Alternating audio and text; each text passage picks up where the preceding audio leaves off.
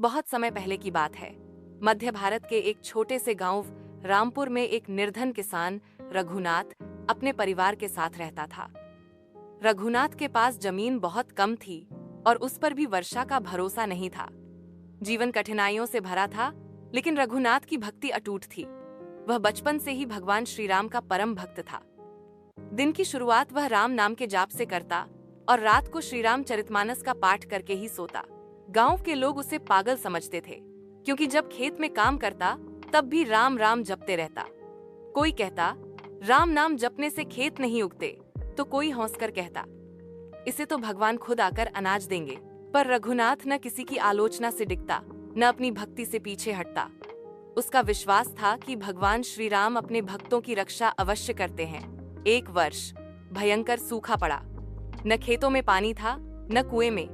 कई गांव छोड़कर पलायन करने लगे। रघुनाथ का परिवार भी भूखा प्यासा रहने लगा। पत्नी ने रोते हुए कहा, राम जी को रोज पुकारते हो, अब तो कुछ चमत्कार करो। बच्चे भूख से तड़प रहे हैं। रघुनाथ ने धैर्य से कहा, सच्ची भक्ति परीक्षा मांगती है। यह संकट भगवान की परीक्षा है, हमें हार नहीं माननी चाहिए। उस रात रघुनाथ ने श्री राम के सामने दीप जलाया और आंखें मूंदकर पूरे मन से प्रार्थना की, हे प्रभु, आपने हमेशा भक्तों की रक्षा की है। हनुमान जी को समुद्र पार करवा दिया, शबरी के झूठे बेर खाए, सुग्रीव को राज्य दिलाया। क्या अब आप एक निर्धन किसान की नहीं सुनेंगे? आंखों से आंसू बहते रहे और रघुनाथ ध्यान में लीन हो गया। अचानक उसकी झोंपड़ी में एक दिव्य प्रकाश हुआ।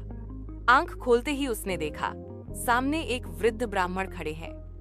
उनका चेहरा तेजस्वी था और वे कमंडल और माला लिए हुए थे। ब्राह्मण बोले, वत्स, मैं पास के गांव से आ रहा हूँ। सुना है कि यहाँ एक भक्त रहता है जो कठिन समय में भी भगवान का नाम नहीं छोड़ता। तुम ही वह हो? रघुनाथ ने हाथ जोड़कर कहा, हाँ प्रभु, मैं ही रघुनाथ हूँ, परंतु मैं कोई महान भक्त नहीं, केवल प्रभु श्री राम के चरणों का दास हूँ। ब्राह्मण मुस्कुराए और बोले, श्री राम का दास होना ही सबसे बड़ा गौरव है। तुम्हारी भक्ति से भगवान प्रसन्न है। कल सुबह तुम्हारे खेत के पीछे जो पुराना टीला है, वहां खुदाई करना। वहां से तुम्हें वह मिलेगा जो तुम्हारे सारे कष्ट दूर कर देगा। इतना कहकर वह ब्राह्मण अदृश्य हो गए। सुबह होते ही रघुनाथ ने पत्नी को सारी बात बताई और दोनों टीले की ओर चल पड़े। गांव वाले पीछे पीछे यह चमत्कार देखने आ गए। जब खुदाई शुरू हुई तो कुछ ही देर में मिट्टी से एक पुराना ताम्रपत्र और एक छोटा सा संदूक निकला। ताम्रपत्र पर लिखा था, यह श्री राम की कृपा से भक्त रघुनाथ को प्राप्त हो। इसमें जो धन है वह केवल सेवा, भक्ति और धर्म के कार्यों में उपयोग हो। संदूक खोलते ही सबकी आंखें चौंधिया गईं। उसमें सोने के सिक्के, रत्न और कुछ दुर्लभ धार्मिक ग्रंथ थे। पूरा गांव दंग रह गया। रघुनाथ ने एक भी सिक्का अपने लिए नहीं रखा।